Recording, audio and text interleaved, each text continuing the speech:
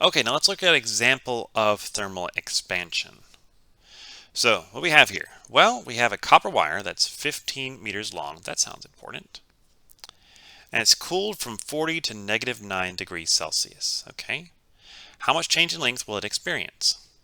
Well, we had an equation earlier which said that the change in length over my initial length was equal to my thermal coefficient of expansion times the change in temperature. And I also mentioned that change in temperature, you don't have to convert it as long as it's in Celsius or Kelvin. Whatever these units are, you're fine. So if I were to plug all of that in, what I would get then is, okay, delta L is going to be equal to 15 meters, be careful of your units, which is equal to 16.5 times 10 to the -6 times 49 degrees Celsius.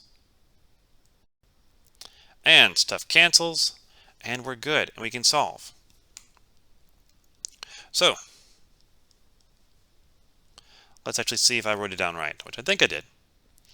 And I did. What we get is 0.012 meters or 12 millimeters. Now, this might not seem all that crazy to you.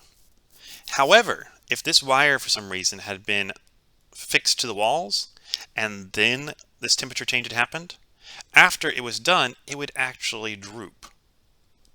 Even if it was completely taut to begin with, because of this temperature change, even if we cool it and then heat it back up again, it would now be a stretched out wire because this actually would be enough strain to get us past that yield point where we begin to have plastic deformation. That happens at around 70 gigapascals. Sorry, oops, not gigapascals, 70 megapascals. And for copper, if it was not allowed to expand, or so not allowed to freely contract, that would actually bring it up to about 120 megapascals. So there would be some significant stretching here. It wouldn't break it, but it could have broken it if we had gone too far down. So it's one of those things you have to be careful about and be thinking about, because maybe you don't want your wires to get all droopy.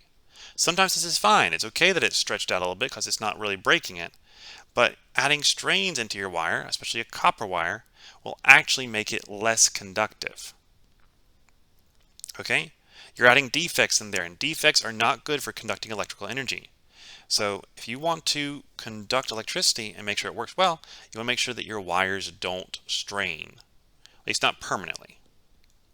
So everybody, thank you for listening. I think that's everything for this one. I'm correct. And I'll see you all next time. Have an absolutely wonderful day. Bye-bye.